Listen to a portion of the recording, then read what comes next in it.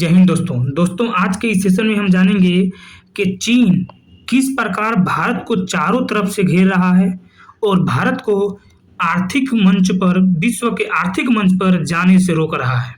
हम आपको बताएंगे कि हिंद महासागर में चीन कहाँ-कहाँ पे अपना केंद्र स्थापित कर लिया है भारत को घेरने के लिए, जिसका चुनौती भारत को भी है और इस अमेरिका को भी है। क्यों है, हम आपको बताएंगे। इससे पहले आप एक कंसेप्ट जानिए कि विश्व में आर्थिक गुरु बनने के लिए कौन सा कंसेप्ट अपनाया जाता है। स्टूडेंट्स, कंसेप्ट सिंपल है, वही कंसेप्ट जब आपके गांव में किसी से झगड़ा हो जाता है तो आप डायरेक्ट उससे नहीं लड़ते हैं, किसी और के माध्यम से उसको लड़वाते हैं ताकि आप पे दोष ना आए। सेम उसी प्रकार स्टूडेंट होता है, जो विश्व में आर्थिक मंच जिसको बनना होता है वो एक विश्व में एक रूल चलता है जिसको हम पावर प्रिज्म के नाम से जानते हैं स्टूडेंट। और इस प्रिज्म का काम होता है, जैसे प्रिज्म में सबसे शीर्ष पर है यूएस यानी अमेरिका, ठीक है, और सबसे नीचे तो बहुत से हैं अर्थव्यवस्था में, लेकिन अगर दूसरा पे हम बात करें तो दूसरा पे है चाइना, ठीक है, और तीसरा पे बात करें तो तीसरा पे है जर्मनी, और हाल ही में आपने देखा है कि चौथे नंबर पर आया है हमारा भारत। अब पावर प्रिज्म में होता क्या है स्टूडेंट, यूएस कभी भी अपने क्षमता को कम नहीं करना चाहेगा। वो ये नहीं चाहेगा कि मेरे बराबर कोई और आ जाए, वो ये नहीं चाहेगा कि मेरा टक्कर देने वाला यानी मुझसे भी आर्थिक ज़्यादा किसी और देश का हो। तो वो चाइना को कंट्रोल करने के लिए किससे कहेगा, जर्मनी से कहेगा कि तू इसको देख, इसको आगे मत बढ़ने दे, कैसे भी करके इसको देख, आगे इसको मत बढ़ने दे। और चाइना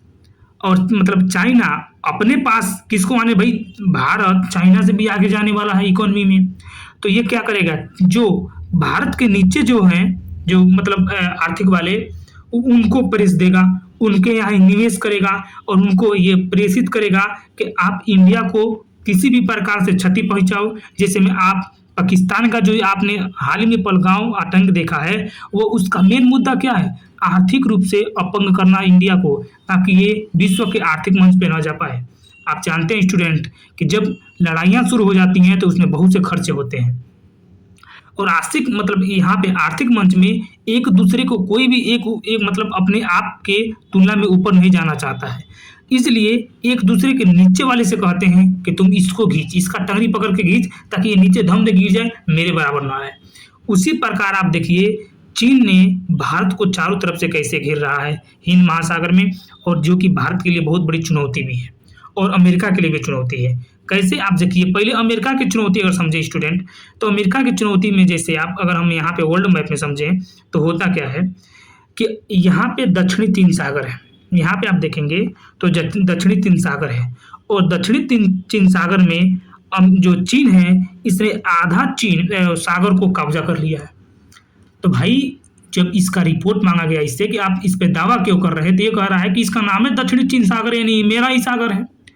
अब हो क्या रहा है कि यहाँ पे जो इधर भी आप जानते हैं कि विश्व में सबसे ज़्यादा व्यापार जो होता है वो अटलांटिक महासागर से होता है, तत्पश्चात हिंद महासागर से होता है, और हिंद महासागर से यहाँ मलाक्का एक स्ट्रेट है, इसी से होता है, और ये सब व्यापार इधर जाने के लिए दक्षिणी चीन सागर से होकर जाता है।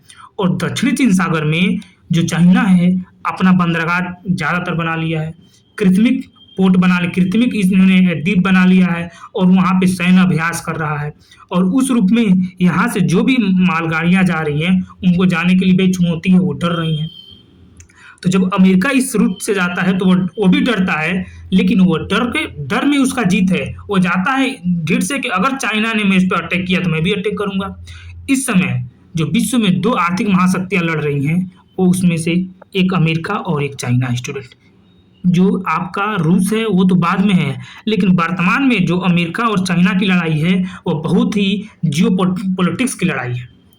अब यहाँ पे होता क्या है कि ज़्यादातर जो चीन का व्यापार होता है 80% व्यापार चीन का हिंद महासागर से होता है स्टूडेंट, 80% व्यापार हिंद महासागर से होता है। अब हिंद महासागर में चूंकि हिंद महासागर का मेन जो देश का पड़ता है वो हमारा इंडिया है, भाई हिंद महासागर पे ज़्यादा दावा मेरा इंडिया का है।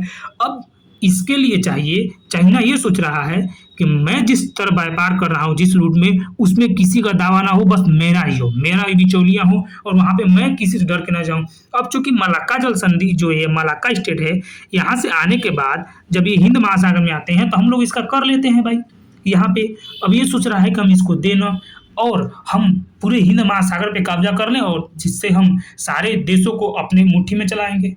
हम ज़्यादा से ज़्यादा माल आयात निर्यात करेंगे और अपने आप को विश्व के आर्थिक गुरु बनाएंगे। इसलिए इसने राजनीति करना शुरू किया है। जैसे में आप देखेंगे कि इसने श्रीलंका में पहले क्या किया है, श्रीलंका में गया, वहाँ पे खूब निवेश किया। इसने एक वो क्या नाम है, इसने एक मतलब नीति अपनाई है, जिस नीति का नाम है उसको शॉर्ट फॉर्म में BIR कहते हैं student, belt road initiative. BIR belt road initiative उसको बोला जाता है। और बेल्ट रोड इनिशिएटिव का मतलब हुआ स्टूडेंट कि ये कर क्या रहा है, ये चाइना जिस किसी देश में जाता है, जो कि कौन देश में, जो भारत के पड़ोसी देश ज़्यादा है, ताकि भारत को इसको बर्बाद करना है, और वहाँ पे जाकर निवेश करता है। और निवेश ऐसे नहीं करता है, निवेश इसलिए करता है कि मुझसे पैसा लो, अपना देश चमकाओ और फिर मुझे लौटा देना ब्याज सहित। लेकिन इसमें वो देश फंस जाते हैं जो छोटे हैं, जैसे ये श्रीलंका है। यहाँ पे इसने गया, यहाँ पे भरपूर निवेश किया और निवेश करने के बाद ये श्रीलंका अब पैसा चुका नहीं पा रहा है चीन को। तो जब चीन को ये पैसा चुका नहीं पा रहा है तो श्रीलंका का एक जो बंदरगाह है हम्बनटोट, उस पर चीन ने 99 साल का लीज पर ले लिया है। अब जब 99 साल का लीज ले लिया है तो चीन यहाँ पे अपनी नौसैनिक भी रख रहा है, अपने मालगाड़ियों को भी रख रहा है। अब ये भारत के लिए चुनौती है भाई। भारत के आप देखेंगे दक्षिण में जो चीन आकर बैठ गया, उत्तर में ससुरा बैठा ही है और दक्षिण में भी आ गया।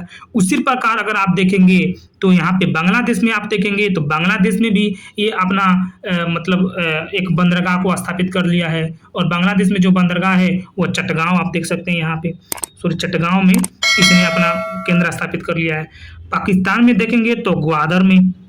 ऐसे देखिए किस प्रकार ये भारत को घेर रहा है। यहाँ पे आप देखेंगे जिबूती में इसने नौसैनिक अड्डा बना रखा है, ठीक है। यहाँ पे देखेंगे जो ये मालदीव है, यहाँ पे पर्यटन को भी बढ़ावा देने के लिए इसने खूब ज़्यादा निवेश किया है। और ये अब मालदीव देख रहे हैं ससुरा, ये भाले खाता न भारत का, लेकिन गुण गा रहा है किसी और का ये। और म्यांमार में भी आप देख सकते कयो कपयू नामक बंदरगाह को भी अपने कब्जा में कर लिया है। इस प्रकार ये भारत को अपने रणनीति जाल में घेर रहा है स्टूडेंट। अब यहाँ पे भारत के सामने चुनौती आ जाती है कि भारत के सामने चुनौती है स्टूडेंट। एक आप देखेंगे कि हमारे पड़ोसी है कुकुर, ये ससुर अपने तो आर्थिक बनेगा नहीं और हमको बनने नहीं दे रहा है। तो इधर से ये लड़ाइयाँ कर रहा है, इसके देखा देखी ससुर ये भी चौंक रहे हैं, ये भी अपने आप को चौंक रहे हैं। और अब चीन देखेंगे आप तो उत्तर में विशाल रूप से चीन ही घेरा है और दक्षिण में विशाल रूप से चीन ही घेर रहा है। तो भारत के लिए चुनौती हो जाती है। लेकिन ये नहीं जानते हैं कि भारत के लिए कौन सा पावर है। भारत में तो उतना पावर है कि इनको जानना चाहिए कि भारत में उतना पावर है कि भारत टोना भूत अगर करने लगे तो इनका सैटेलाइट गिर जाए। ये तो रहा पानी के मतलब। इनको मालूम नहीं है कि भारत ने कीर्तिमान ही किया था, जो एक बार में 114 सैटेलाइट अंतरिक्ष में भेजा था। इनको मालूम ही नहीं है।